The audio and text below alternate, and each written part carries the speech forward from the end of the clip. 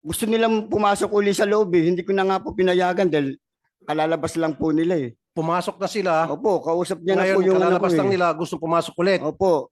Bakit gusto pumasok ulit? Eh, galing na sila sa loob. Pinatakbo ko raw po yung ano, yung hinahanap nila. Wala naman tatakbuhan sa loob, kundi sa terrace lang. Okay. Nasa labas yung mga pulis niya. Kaya nung hinarang nyo po, anong ginawa? Inano niya po ako, tinutulak niya po ako hanggang sa nakaano po kami sa gilid na nakatutok yung CCTV. Doon niya po ako pinadapa na ano, ginano niya ako eh. Ginaganang kanya po. Opo, tapos yung manugang ko, hinarang siya, inaawat ako ng manugang ko. Sinampal niya yung manugang ko, tsaka yung anak ko eh. Anak kong babaeng tomboy eh. Yung manugang nyo, Tapos pinaguntugo kami. pinaguntog. Naguntog kami niyan eh. Nung manugang ko. Manugang mo, pati ikaw, pinaguntog yung ulo. Ganun kami. Tapos nanampal pa ng Ng anak kong tomboy. pagkatapos po. Talagang sinaktan kami. Tapos nung napasok ako dito sa may gilid naman na hindi natapat ng ano, doon naman ako pinusasan. Pagkaposas Sa anong ko, kasalanan daw po nung pinusasan kayo? Wala ho ba siyang binasa sa iyo ng Miranda rights na may karapatan wala ka po, wala. manahimik, etc.? Doon na lang Wala. po sa ano, sa munisipyo na lang po. Basta't pinusasan ka, walang Opo, sabi-sabi. Wala. Matapos kayo pusasan, ano pong sabi sa inyo? Dinala niya na ako sa may ano, munisipyo. Pagdating sa munisipyo, ano pong nangyari? Ano, hindi sinabi sa inyo kung bakit Wala pa po silang sinasabi. Basta sabi nila, ano lang, yung kakasuhan na lang daw nila kami.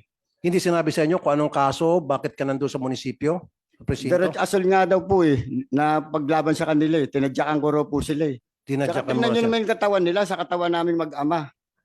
Kung lalaban kami sa kanila o... At saka lalaban kami. Kasama po si Corporal Joel Dicen. Opo, sila tatlo po. At saka si Bernardo. So itong dalawang malalaking katawan. Opo. Bali tatlo po sila. Ganon din, puro malalaking katawan. So tapos kinasuhan ka ng direct assault. Direct assault. Okay. Ilang araw po kayo nakulong? 1 linggo rin po, mahigit. Mga 1 linggo isang araw. Nagpiyansa kayo. If I remember, Mr. Chair, pinalitan ko yung piyansa nila. Ako po, kasi yung nagpiyansa sila, gumasto sila. So yung pampiyansa nila, ako po yung nag-abono. Mr. Rodelio, so pakikwento na po. So habang nakakulong, yung tatay nyo, kayo po ay pumunta sa, saan yung anak? Anak pa. So, sige, Mr. Rodelio, sir, nasa loob ka ng kulungan. Opo. Doon ka ba dinalaw ng iyong anak? Hindi po, nakaupo pa po ako. Sabay po kami pinasok eh. Saan po kayo nakaupo? Sa may desk po. Ito po yung pinaka-information. Dito lang po sa gilid. So pinuntahan ka ng anak mo. Opo. Pagkapasok po ng anak ko, binuhat po nila eh. 4 po yata silang bumuhat o 3. Sino-sino pinagbuhat sa'yo? Yung anak ko po binuhat nila eh. Sila yung bumuhat eh. So, doon sa istasyon, hindi na doon sa bahay ninyo. Hindi po. So pumunta yung anak mo doon para, Tingnan ako kung saan ako dinala. so nakaupo ka doon at nakaupo yung anak mo Opo. Hindi. sa bench. Sa upo. Hindi po. Pagpasok pa lang po kasi nila ng anak ko, binuhat na nila eh. Binanatan nila doon sa loob. May CCTV ho doon. Obligado. Binanatan nila. Binanatan nila yung anak ko. Tingnan yung katawan ng anak ko. Siyempre, kayo man lumagay sa akin, magulang ako. Napakasakit nung babanatan mo yung anak ko. Tatlo kayo. So may CCTV sila.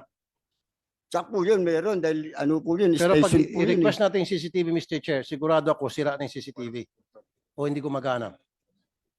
For sure na yan. So ngayon, binitbit yung, ikaw, Julius, binitbit ka at binanatan ka raw? Opo. Ano ibig sabihin ng binanatan, sir? Pinagsasampal po ako. Tapos tinadyakan po ako. Sampal, tadyak. Mahilig pala manampal mga tong lalaking to.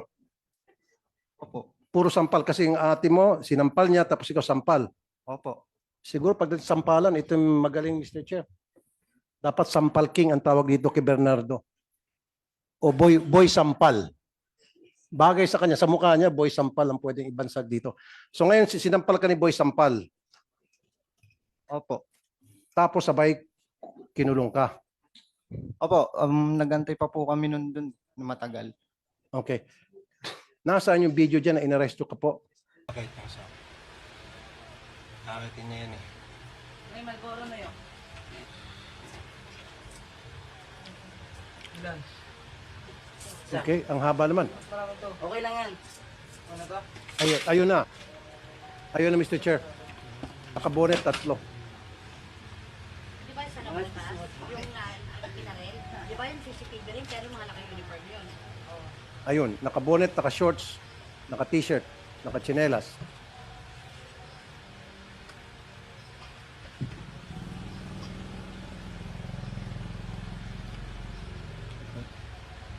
Habang pinapanood natin yung video, Mr. Chair, bakit kayo nag-bonnet? Ba't di ka nag-uniform? Kung kayo po ay legit yung operation ninyo at serving a warrant to a subject na you thought o ayon sa inyong asset ay nandun sa area, why not wear your uniform with body cam at bakit naka-bonnet? Your Honor, Sige, go ahead. part lang po ng accessories ng mga riders yun. Accessories. Plus, fact po na yung lugar po na yan, sir, ay I've been compound commander there for almost 2 years.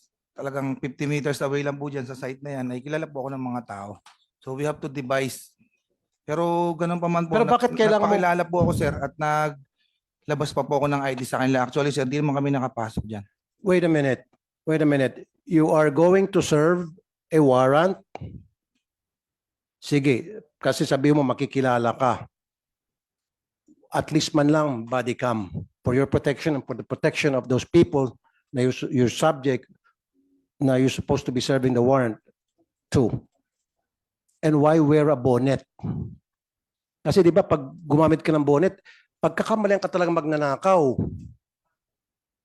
Kahit man lang sana yung nakasibilyan ka o meron kayong kwintas tapos tsapa, pwede pa kahit naka-shorts ka, naka-t-shirt, basta't nakasabit yung tsapa, identified ka as police operative.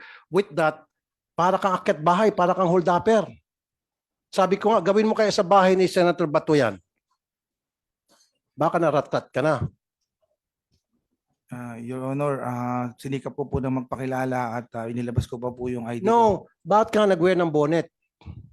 Part po ng accessory namin yun sa pag-ride po ng motor at kaya po nang nasabi ko, we have to devise at least na hindi po ako agad ma-burnout. Andyan na tayo dyan. Okay, ako, pangkahin kita.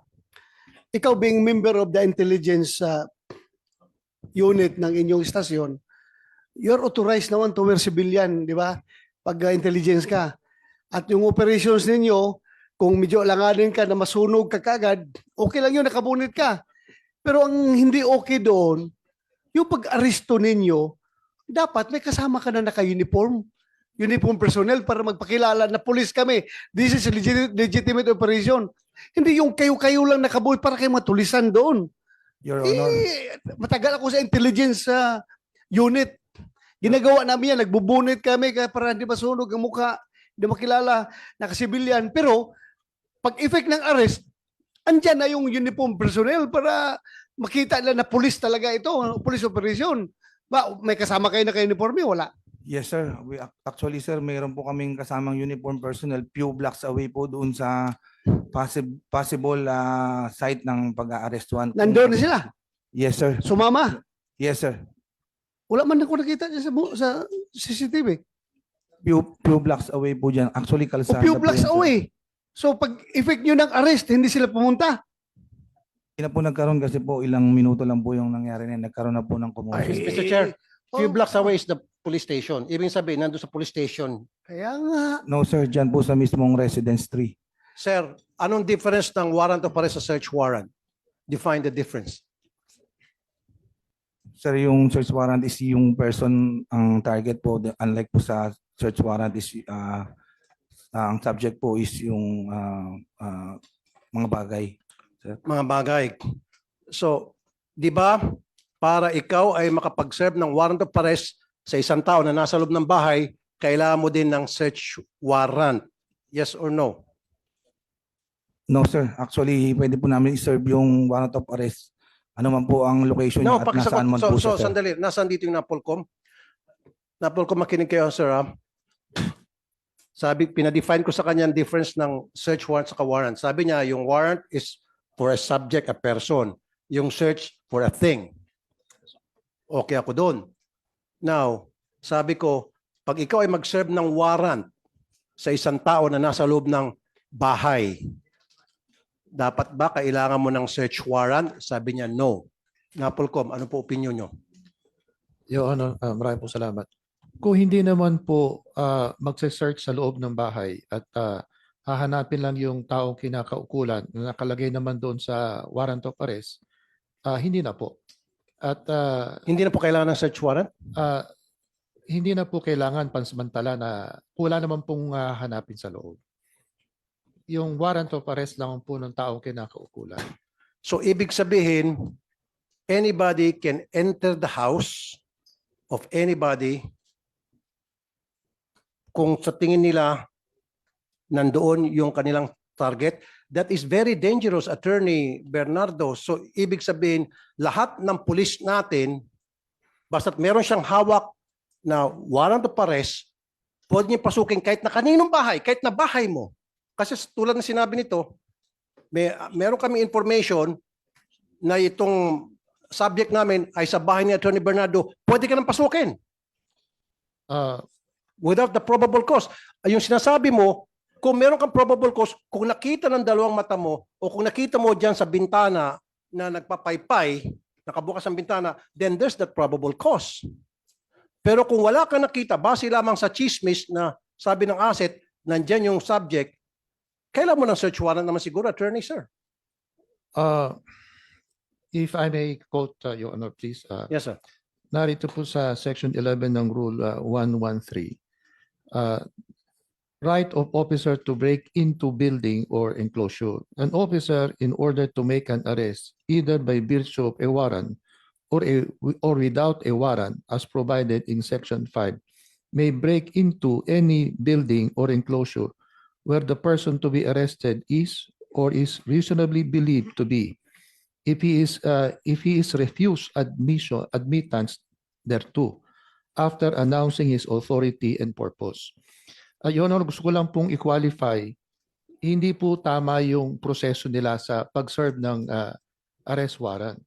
Dapat hindi po sana ganun. Dapat nagpresenta muna sila, nagsama, gaya po ng sabi po ni Ginoong Chairman, dapat dala-dala nila yung uniformadong PNP officer at yun ang pagsaserve nila. Kasi kung intelligence yung purpose nila, hindi sila yung mag-a-arrest. Dapat merong arresting officer talaga na nakasuot ng uniforme at merong body-worn camera. Granting for the sake of argument, kung wala ho body-worn camera, meron silang alternative na Barangay recording. chairman, barangay tanod, pwede siguro. Kasama po dapat yun na meron ding sanang elected officer na barangay tanod. Hindi kami sumasang-ayon sa proseso nila, Your Honor. Okay, let me tell you this, Attorney Bernardo, and magkamag-anak kayo? Hindi po kami, ngayon ko lang sila nakita, Your Honor. Medyo malungkot nga lang eh. Okay.